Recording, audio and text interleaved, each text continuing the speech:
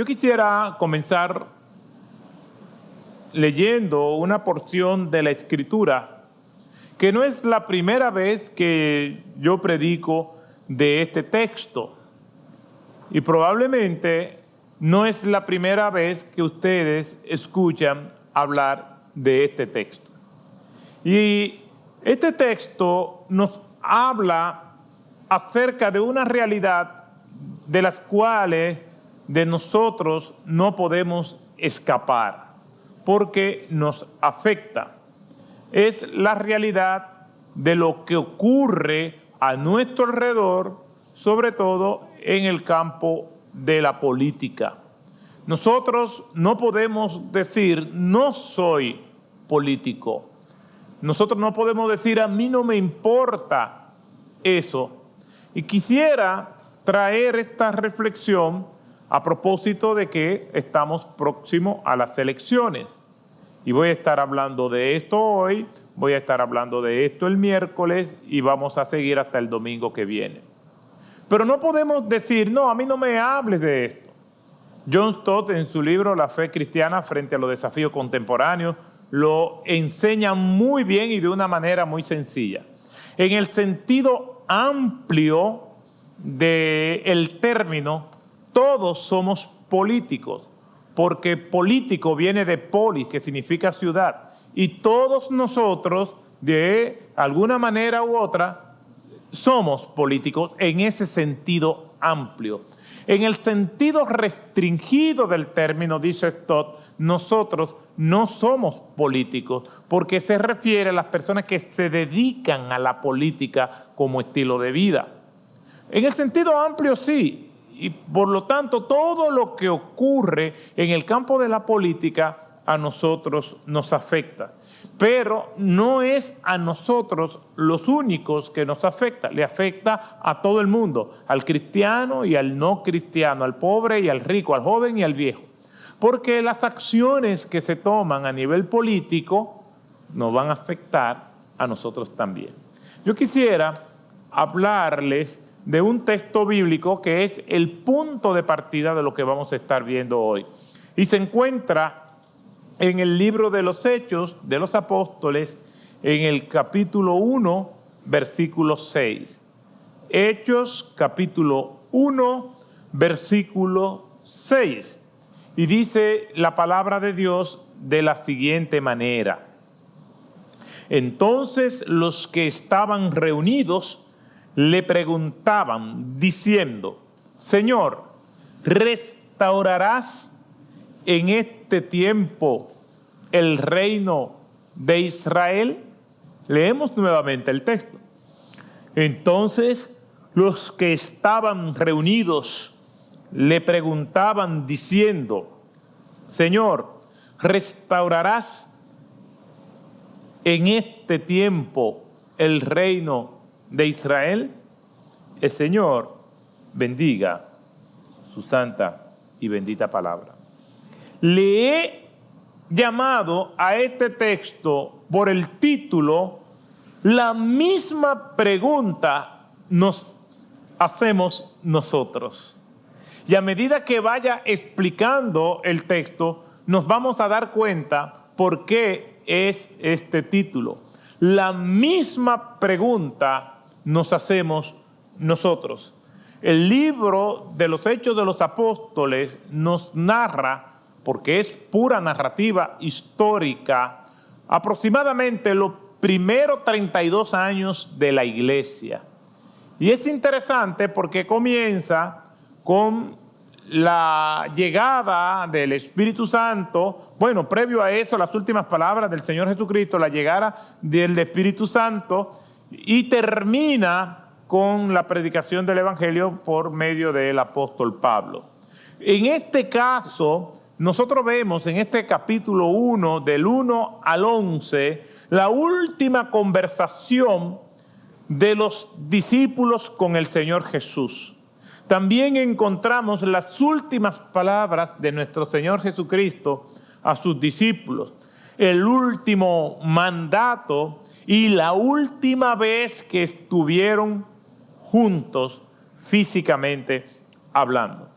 Es en medio de estas circunstancias donde los discípulos hacen esta pregunta. Y la pregunta está relacionada con el tema político. Estaban viviendo unos momentos y unas circunstancias muy específicas y especiales que los lleva a ellos a hacer esta pregunta. El tema político nos afecta a todos y aunque no reaccionamos siempre de las mismas maneras, todos somos afectados. Y al igual que los discípulos, nosotros también hacemos preguntas relacionadas con la política. El contexto y el ambiente de este texto es que nuestro Señor Jesucristo ya había resucitado y se le había presentado en distintas maneras y circunstancias a sus discípulos.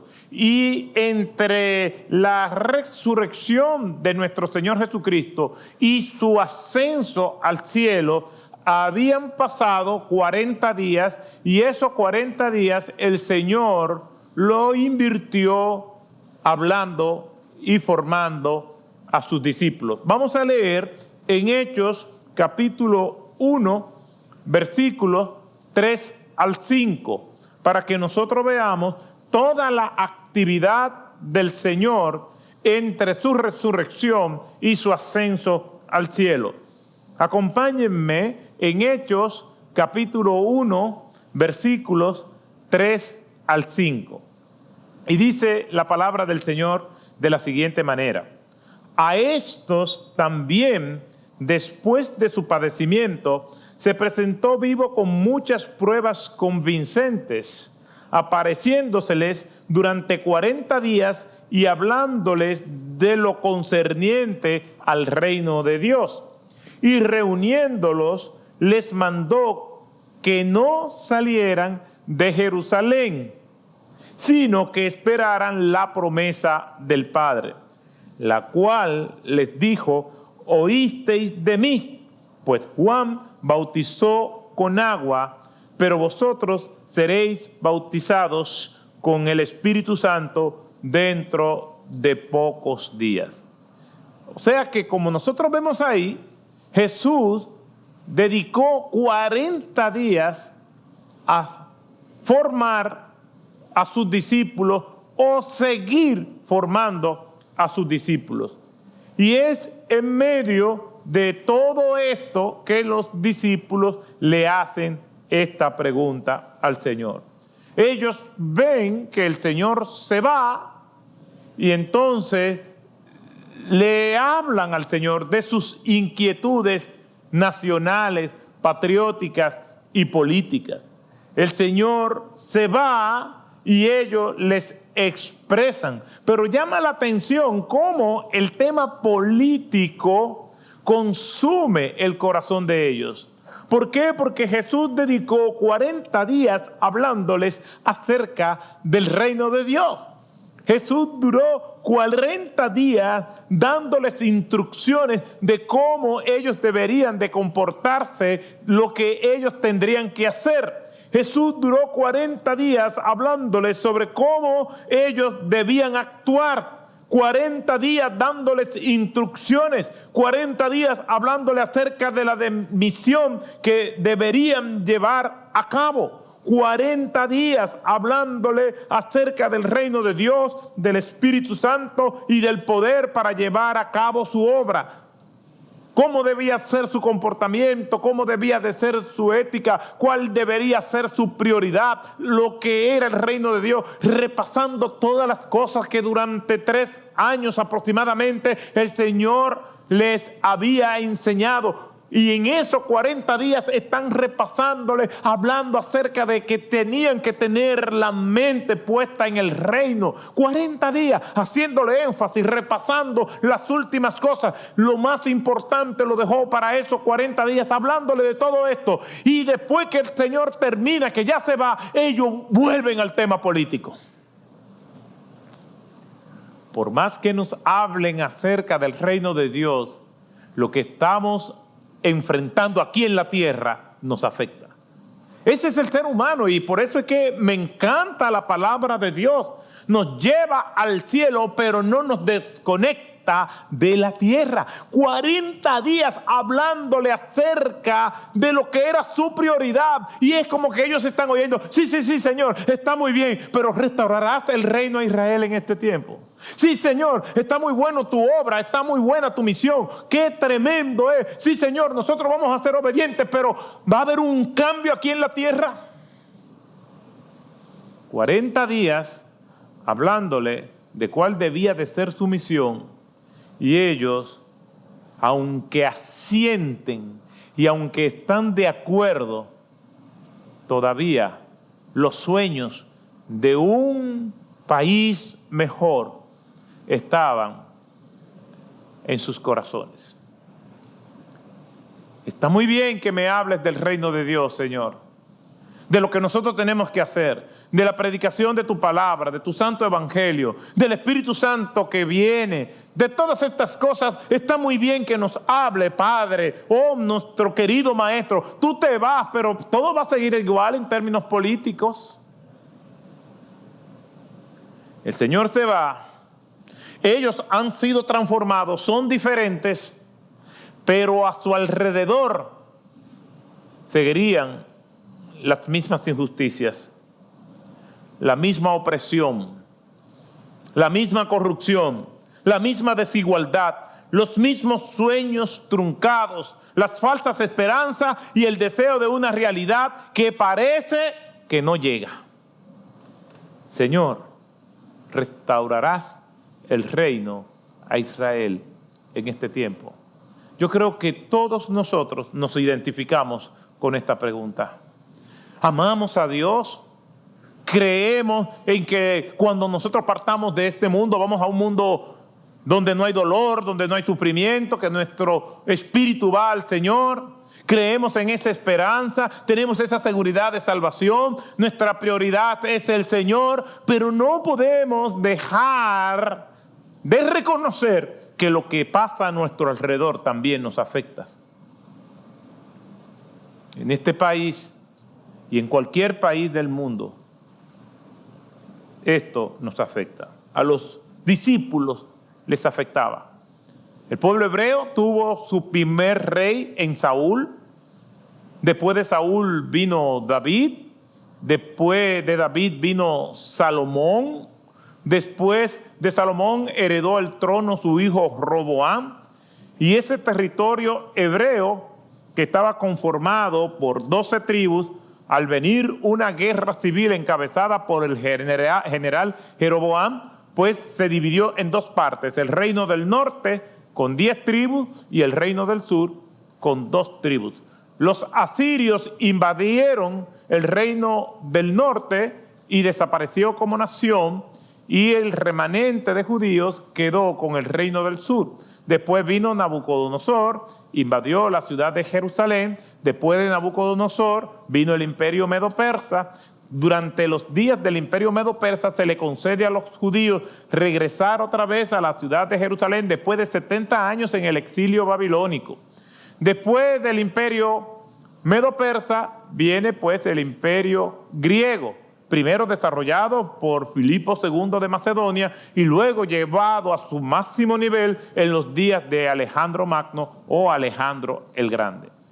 A la muerte de Alejandro el Grande, los territorios del imperio se dividieron en 4 generales. Los Ptolomeos, o general Ptolomeo en Egipto, Lisímaco en Tracia y Asia Menor, Casandro en Macedonia y Grecia, y Seleuco con Mesopotamia y Siria. Los descendientes del general Ptolomeo le llamaban los Ptolomeos, y así se le llamaba a todo su ejército, y a los del general Seleuco le decían los Seleucidas. Pues estos dos comenzaron una lucha titánica por controlar los territorios judíos, venciendo los Seleucidas a los Ptolomeos con el general Antíoco el Grande. Su nieto, Antíoco IV, pues llegó a la ciudad de Jerusalén. Y allí llegó al templo, profanó al templo, pasó por el atrio de los gentiles, donde solamente él o los que no eran judíos podían llegar, pero llegó hasta el lugar santo, después al lugar santísimo. Allí sacrificó un cerdo y expandió todos sus restos por todo el templo. Esto provocó una revuelta que se llama la revuelta de los Macabeos, por Matatías Macabeos y sus hijos. Después de varias batallas, Judas Macabeo obtiene la victoria, y ese pueblo que tenía tanto tiempo ya subyugado bajo primero el imperio babilónico, después el imperio medo-persa, después el imperio griego, después con los ptolomeos y los seleucidas luchando por su territorio, obtienen la soberanía. Soberanía que perdieron después cuando vino el general Pompeyo e invadió nuevamente. Era un tiempo donde ellos tenían muchos sueños de libertad, son muchos años. Cuando nosotros vamos a la historia, nos vamos a dar cuenta de todo lo que había ocurrido. El periodo babilónico duró 70 años. El periodo persa, 206 años. El periodo griego, 165 años. La independencia hebrea duró aproximadamente como 104 años, y a partir del año 63, cuando llega el general Pompeyo, entonces ellos pierden ese breve periodo de soberanía. Desde los días del cautiverio babilónico en Babilonia hasta Judas Macabeo, y desde Pompeyo hasta los días de Cristo, la nostalgia de ser soberano, la nostalgia de tener libertad, la nostalgia por no tener que estar oprimidos, florecía en todo momento en el periodo de silencio que es entre el libro de Malaquías y el libro de Mateo. No hay libros, se conoce como 400 años de silencio. Ahí no hubo profeta, pero esto de los macabeos se da en ese periodo. Pero también se levantaron muchos individuos diciendo que ellos eran el Mesías y promoviendo revueltas y sediciones en contra de los opresores, pero todavía no llegaba una libertad permanente. Es por eso que ellos, a pesar de que Jesús les habla durante 40 días cuáles deben ser sus prioridades, a pesar de eso, ese sentimiento nacional de soberanía, de tener un país mejor, estaba muy florecido en ellos. Restaurarás el reino a Israel en este tiempo. Vamos a volver a ser soberanos. Vamos a tener una nación donde no haya un imperio al que nosotros tengamos que estar dándoles de nuestros impuestos. Vamos a tener la oportunidad de que nuestros hijos nazcan y crezcan en libertad. Vamos a tener la oportunidad de que no tengamos que adorar al César. Son muchos siglos de opresión, Señor. Los babilónicos, los medo-persas, los griegos, muchas guerras, mucha sangre se han derramado. Está mal, Señor, que nosotros te pidamos eso. Restaurarás el reino a Israel en este tiempo. El único que lo puede cambiar ahora se va sin tocar ese tema. Estamos hablando de Cristo, aquel a quien ellos vieron caminando sobre el mar, de que sanó a los enfermos, multiplicó los panes y los peces, levantó a personas de los muertos. Si hay alguien que puede cambiar esa realidad, es el Señor. Amén. Si hay alguien que puede hacer que el odioso imperio romano se vaya para que fuéramos libres, eres tú. Pero tú ya estás al punto de irte y ni siquiera has tocado ese tema, Padre. Te vas y nos deja igual. Es verdad, vamos a predicar tu palabra, vamos a recibir el Espíritu Santo, pero ¿qué va a pasar con nuestro país? Seguiremos siendo ciudadanos de ínfima categoría, seguiremos siendo pisoteado por los romanos, por los poderosos, por los ricos opresores. Seguiremos así. El pobre seguirá siendo pobre, seguirá sufriendo sin ningún tipo de esperanza, injusticia, dolor, vidas maltrechas, almas desvencijadas. Vamos a seguir así. Sobre todo cuando los poderosos se ríen en nuestras caras. Tú que sanaste a los enfermos, que levantaste a los muertos, que multiplicaste los panes y los peces, que caminaste sobre el mar, tú eres el único que lo puede cambiar y te vas ahora dejándonos igual. Tú te vas, entonces, ¿nada cambiará en términos políticos? Lo que hemos soñado por tantos años y que está a tu alcance resolverlo, ahora se queda igual. Entonces, los que estaban reunidos le preguntaban diciendo: Señor, ¿restaurarás en este tiempo el reino de Israel?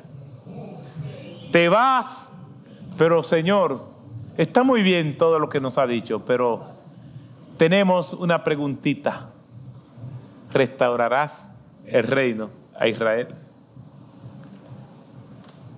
Dice John Stott, y lo cito: en el caso de los discípulos, fue no entender ni la naturaleza del reino, ni la relación entre el reino y el espíritu.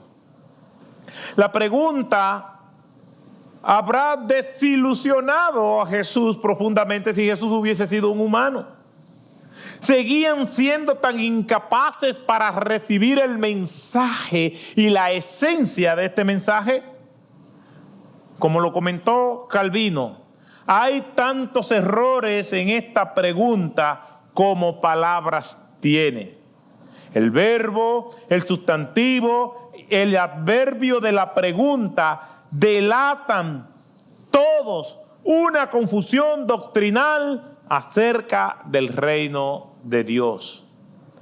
Porque el verbo restablecer pone de manifiesto que esperaban un reino político y territorial. El sustantivo, que es el término Israel, que esperaban un reino nacional, y el adverbio ahora, que esperaban su inmediata instauración. En su respuesta en los versículos 7 y 8, Jesús corrigió esas nociones erróneas en cuanto a la naturaleza, la extensión y la venida del reino. Jesús les habló acerca del reino, pero ellos tenían en mente un reino nacional.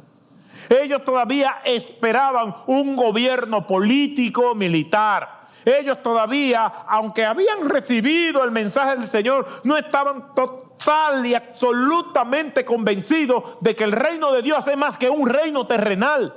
Amén. Cuando Jesús multiplicó los panes y los peces, en la versión de Juan, en el Evangelio de Juan capítulo 6, vemos que la multitud quería hacerlo rey. Y Jesús desechó eso. Y a los primeros que Jesús despachó fue a los discípulos, porque probablemente los discípulos no estaban ayudando en nada. El reino de Dios no tiene que ver con el aquí y el ahora. F. Bruce dice lo siguiente: evidentemente los apóstoles mantenían su interés en la esperanza de ver el reino de Dios realizado en la restauración de la independencia y de la soberanía del pueblo de Israel. En fecha temprana los había cautivado el pensamiento de que probablemente había un reino de Dios, pero también había una restauración de los problemas, de enfrentar la situación política que ellos tenían. Y eso se ve en las peticiones que ellos se le hacían a Jesús. En Marcos capítulo 10, versículo 35 al 45, Jacobo y Juan le dicen al Señor: permítanos sentarnos, cuando tú vengas en tu reino, uno a la derecha y el otro a la izquierda. Los demás discípulos se molestaron, no por la petición, sino porque ellos se le adelantaron. Después nosotros vemos en Lucas capítulo 22, los versículos 24 al 27, la discusión de quién habría de ser el mayor. ¿Por qué? Porque aunque el Señor les hablaba, ellos tenían en mente un reino terrenal, un gobierno nacional. Y como ellos eran los que estaban con Jesús, de verdad tenían la esperanza de que entonces ellos iban a ocupar altos cargos. En otras palabras, ellos se veían como miembros del comité de campaña de nuestro Señor Jesucristo. En la mente de ellos, esos 3 años es trabajando política y activamente, pero cuando el Señor comience a gobernar, nosotros somos los que vamos a estar cerca de Él. Y no solamente íbamos a estar cerca de Él, sino que ya se asomaban las discusiones. ¿Quiénes eran los que iban a estar más cerca de Él? Ya la discusión no era qué cargo vamos a ocupar, ya la discusión no era nada de eso. La discusión era quiénes iban a ser lo que iban a formar el círculo y el anillo palaciego de nuestro Señor. Así que al oír a su maestro hablar durante 40 días y ya cuando es inminente que Jesús regrese al cielo, ellos dicen, pero todavía no ha hablado nada acerca de las condiciones políticas, si van a seguir así o no. No entendieron que el reino de Dios es el gobierno de Dios en nuestros corazones y tiene por lo menos 3 características. El reino de Dios es espiritual en su carácter, el reino de Dios es internacional en su composición y el reino de Dios es gradual en su expansión. Ellos no entendieron esto. ¿Los regañó nuestro Señor Jesucristo? No, Jesucristo no los engañó diciéndole una cosa por otra, ni los regañó tampoco. No los engañó durante los 3 años de su ministerio porque siempre dijo, mi reino no es de este mundo. Ellos no pueden decir, Señor, ahora tú te vas después que nos creaste tantas expectativas. No. Un momento, las expectativas se las crearon ustedes. No fui yo. Jesús dijo constantemente, mas buscad primeramente el reino de Dios y su justicia. Mi reino no es de este mundo. Yo he de volver al Padre. En todo momento no hay ningún tipo de engaño en cuanto al mensaje. Ellos se crearon esas expectativas ellos solos. Pero cuando vamos al pasaje nos damos cuenta que Jesús no los regaña. Jesús no le dice, ¿cómo te atreven a decirme esto después que he pasado tanto tiempo con ustedes? Jesús sabe reprender y Jesús sabe regañar. Sí, no pregúntenle a Pedro. En Mateo capítulo 16, del 13 al 20, nuestro Señor Jesucristo crea un ambiente donde Pedro dice, tú eres el Cristo, el Hijo del Dios viviente. Y Jesús le dice, bienaventurado eres Simón, hijo de Jonás, porque esto no te lo reveló ni sangre ni carne. Y les exhorta a que no le digan nada de eso a nadie. Y minutos después, Pedro le está diciendo a nuestro Señor Jesucristo, no mueras en la cruz. En otras palabras, boicotea y trastorna la misión para la cual tú has venido. En otras palabras, lo que le está diciendo Pedro, no nos salve, no nos redima, después de haber dicho palabras tan reveladoras. ¿Y qué le dice Jesús? Apártate de mí, Satanás. Ese no es lo que Jesús le está diciendo a sus discípulos. Aquí. Restaurarás el reino de Israel en este tiempo. ¿Cómo se atreven, insolentes? Están hablando por el mismo diablo. No le dice eso. Jesús comprende por lo que ellos pasaron y por lo que nosotros estamos pasando. Amén.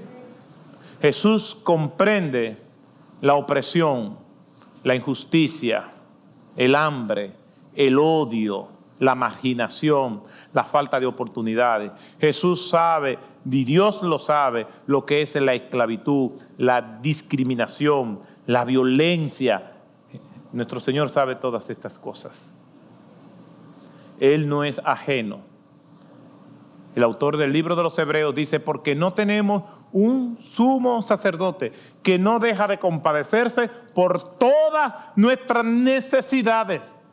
Tenemos uno que intercede delante del Padre por nosotros, que sabe todo lo que nosotros estamos pasando, de nuestro dolor, de nuestro llanto, de nuestra angustia, de la desesperanza, de la falta de fe, del hambre, del desvelo, de la desnudez, de la enfermedad, de la muerte. Sabe de todo eso. Sin embargo, dice de nuestro Señor Jesucristo, pero ese fue tentado en todo, pero nunca pecó. Por eso que nuestra esperanza está en Él. El Señor se da cuenta que los discípulos están pidiendo no solamente por un deseo nacional de soberanía, sino porque quieren poder. Vamos a recrear esto. Jesús se va. Y digamos que cuando ellos le hacen esa pregunta, Jesús le dice, sí, yo voy a restaurar el reino a Israel. Israel va a ser soberana nuevamente. Pero Jesús se va, pero yo tengo que irme. ¿Cuál era la reacción natural? Pero nosotros estamos aquí, Señor. Si Jesús se va y el reino ha de ser restaurado, ¿quiénes eran los que iban a gobernar? Ellos. Ellos le están diciendo, Señor, restaurarás el reino a Israel en este tiempo. Aunque Jesús no los regaña, junto con sus deseos de soberanía, sus buenas intenciones, está también el coqueteo con el poder político. El poder político seduce, embriaga, ciega, endurece. El manejo del poder lleva a los hombres a distanciarse de las buenas costumbres, a desconectarse de las realidades, a olvidar de dónde han venido. Se obsesionan y crean una fortaleza de donde ellos mismos no pueden salir. Si bien es cierto que la pregunta es censurable, porque después de 3 años con Jesús y 40 días hablándole acerca del reino de Dios, ellos hablan del reino de los hombres. Y nosotros nos manejamos así, entre las fe y las dudas. Mateo capítulo 28, versículo 17. Jesús se le apareció donde le había dicho allá en Galilea, y cuando le vieron, le adoraron, pero algunos dudaban. Así somos nosotros, entre picos y valles, con luces y sombras, virtudes y defectos, triunfos y fracasos. Y aquí vemos unos discípulos que habían estado en contacto directo con Cristo. Y todavía sus deseos de ver un mundo mejor, pero el deseo también de manejar el poder. Por eso es que nosotros vemos en los versículos anteriores que hemos leído cómo ellos estaban constantemente en disputa por el poder. Jacobo y Juan le dicen, Señor, permítenos sentarnos a tu derecha y a tu izquierda. Después los discípulos están discutiendo cuál de ellos iba a ser el mayor en el reino del Señor. Había un deseo de poder. Y ahí esa es una realidad que nosotros no podemos marginar. Lo vemos en los políticos diciendo mi pueblo, pero cómo seduce el poder. Cómo la gente cambia cuando goza de privilegios. Cómo la pérdida de la humildad, la sencillez, la accesibilidad se pierden tan fácilmente cuando las personas es investida de poder y de autoridad. Se le olvidan los amigos. Ven a todos como adversarios y enemigos. Y una paranoia se instala en la mente del ser humano. Porque ya no es solo que yo llegué al poder, ahora es cómo lo retengo.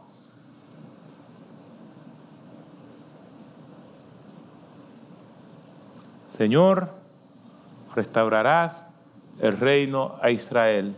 Es evidencia del corazón humano. 40 días hablándole acerca del reino de Dios y su mente estaba quizás más preocupada por el reino de los hombres. 40 días. Había deseos de ver un pueblo mejor, una nación mejor, después de tantos siglos de opresión, sí, pero también el pasaje puede indicarnos, y lo inferimos, que ellos tenían también ciertos deseos de poder. ¿Por qué? Miren la respuesta de nuestro Señor Jesucristo a tal petición. Miren qué belleza es la respuesta de nuestro Señor. Versículo 7. Y Él les dijo, a la pregunta de ellos, si iba a restaurar el reino. Y Él les dijo, no os corresponde a vosotros saber los tiempos ni las épocas que el Padre ha fijado con su propia autoridad. En otras palabras, si el Padre ha de restaurar el reino y devolverle la soberanía al pueblo de Israel, eso solamente lo sabe Él. Eso no es un tema de ustedes. Es lo que quiere decirle nuestro Señor Jesucristo. No es un tema que le concierne a ustedes. Confórmense con lo que yo le estoy diciendo. En la Nueva Traducción Viviente traduce ese versículo 7 de la siguiente manera. Él les contestó, solo el Padre tiene la autoridad para fijar esas fechas y tiempo, y a ustedes no le corresponde saberlo. No es un regaño, pero es un tapaboca. Vemos la ternura de nuestro Señor Jesucristo. Hay una conjunción adversativa que une el versículo 8 con esos versículos 6 y 7. Y es pero. Y ustedes saben que me encantan los peros en las Escrituras. La conjunción adversativa unen dos ideas normalmente contrarias entre sí. Ahora, vamos a leerlo completo desde el versículo 6 hasta el versículo 8, que esto va a confirmar lo que hemos dicho, no solamente del deseo de soberanía, sino también probablemente la aspiración a manejar poder. Entonces los que estaban reunidos les preguntaban diciendo, Señor, ¿restaurarás en este tiempo el reino a Israel? Él les dijo, no os corresponde a vosotros saber los tiempos ni las épocas que el Padre ha fijado con su propia autoridad, pero recibiréis poder. Ese pero indica, ustedes quieren poder político, pero yo le voy a dar el poder del Espíritu Santo. Ustedes quieren un poder terrenal y humano, pero yo le voy a dar un poder sobrenatural. Probablemente ustedes quieren el poder para gobernar y para impactar a los demás, pero yo le voy a dar el poder que puede llevar a los demás a la salvación y a la redención eterna. Yo le voy a dar el poder para que más personas entren al reino eterno del cual nunca serán ciudadanos de segunda categoría. Porque el que pertenece al reino de Dios es hijo del rey. No somos esclavos, somos libres. No estamos muertos, sino que tenemos vida eterna. Porque pertenecemos al reino de Dios. ¿Nos afecta el reino de los hombres? Sí nos afecta. Pero qué esperanza gloriosa tenemos cuando esperamos en el reino de Dios y trabajamos en el reino de Dios. Pero recibiréis poder cuando venga sobre vosotros el Espíritu Santo. Ustedes quieren poder político y yo les voy a dar poder del Espíritu Santo. ¿Qué tiene que ver esto con nosotros, hermanos? ¿Qué vamos a hacer nosotros? Estamos próximos a unas elecciones. Hay cristianos que dicen, nosotros no nos metemos en política. Los pastores no tienen que estar hablando de política, los pastores tienen que estar predicando la palabra de Dios. Yo estoy de acuerdo. Nuestra prioridad es la predicación de la palabra de Dios. Y lo que Jesús le dijo a sus discípulos también aplica perfectamente a todos los cristianos en el día de hoy. Nuestra pasión, nuestro sueño, aquello que nos quema, nos consume y nos reduce a la ceniza y nos vuelve a recomponer, es la predicación del reino de Dios. Es nuestra prioridad, porque debemos buscar el reino de Dios y su justicia. Pero eso no anula que nosotros pensemos cómo nosotros podemos cumplir con nuestra responsabilidad, porque es parte de nuestros deberes como ciudadanos del reino de Dios, de votar y de votar de la forma más aproximada al ideal de Dios. El ser ciudadano del reino me lleva a mí a no votar por alguien que es contrario o contraria a lo que me dice la palabra de Dios. Si hay un candidato a la presidencia que dice, yo no creo en los modelos tradicionales de familia, esa persona no va a tener mi voto. Lo paradójico de esto es que hay algunos candidatos arrogantes, petulantes, prepotentes, que dicen toda clase de mal contra los cristianos. Pero el mismo derecho que tiene ese candidato a decir lo que él cree, es el mismo derecho que tengo yo de decir lo que yo creo, y es mi derecho y no votar por él. No es nada personal, es un asunto ideológico. Somos ciudadanos de un mismo país y quiero lo mejor para ese candidato, pero como yo quiero lo mejor para mi nación, no voto por él. Ahora, el bienestar que yo le deseo a todos los candidatos no necesariamente tiene que venir para que él ocupe una posición de influencia como legislador, como presidente. Mi bienestar, y es el bienestar que yo le deseo a ellos, es que primero conozcan a Cristo como Señor y Salvador de su vida.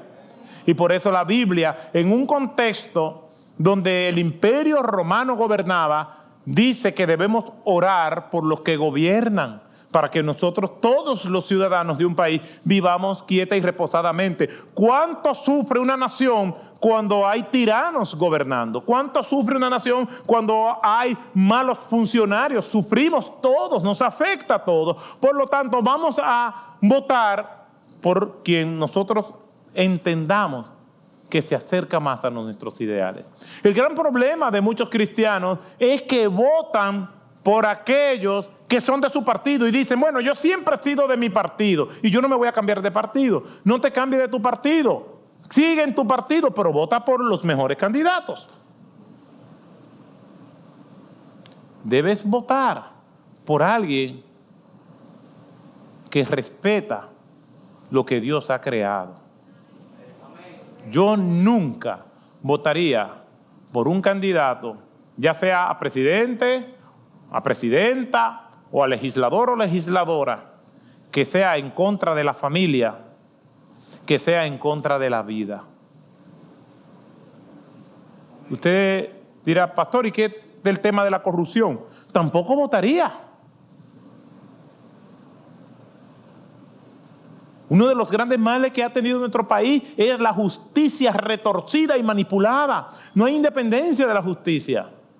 Hay impunidad, hay corrupción. Pero a esos temas yo no le voy a agregar otros temas que son peores, como el irrespeto a la vida y el irrespeto a la familia.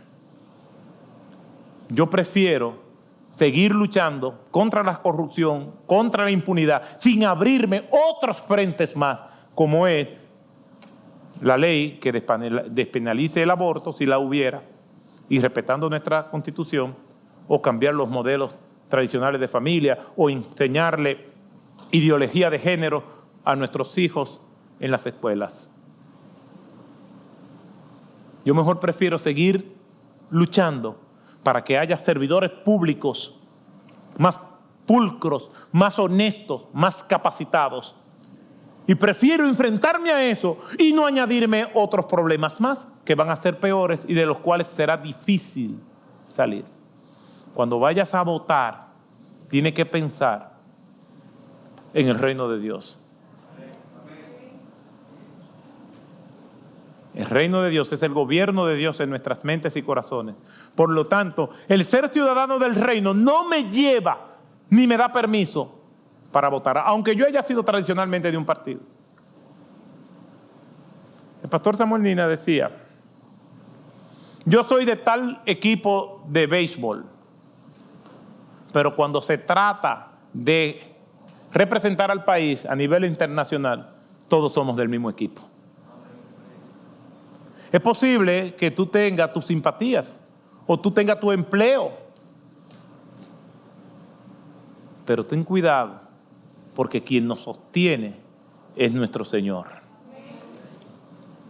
No vote por colores, vota por los valores. Simplemente quiero terminar diciendo, hay una página que se ha creado que se llama votabien.net y ahí están todos los candidatos y los que ellos creen. Oriéntate, porque tenemos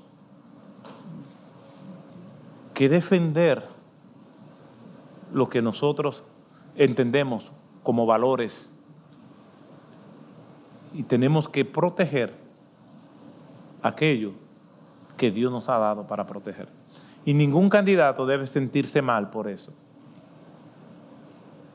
Porque yo no me siento mal ni en lo personal porque él diga lo que yo no creo.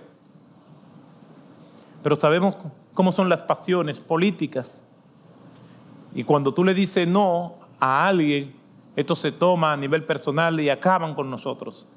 Esta agenda abortista y esta agenda en contra de la familia gastan millones en anuncios, en publicaciones, en mentiras y falsedades. Millones de dólares en este país.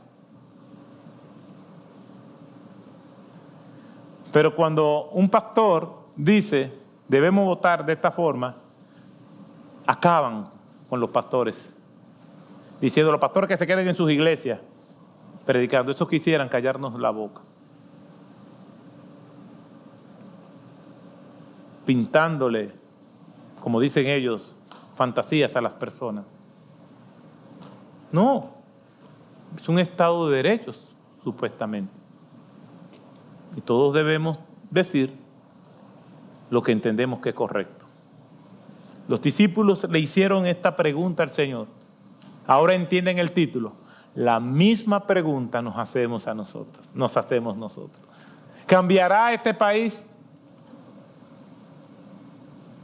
¿Quiénes nos gobernarán a partir de lo que salga como resultado en las próximas elecciones? ¿Traerán algo nuevo?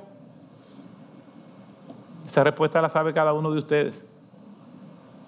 Lo que sí es que como ciudadanos del reino de Dios podemos incidir, no quizá para que esto cambie, sino para tener nuestra conciencia tranquila de que hicimos lo que era correcto.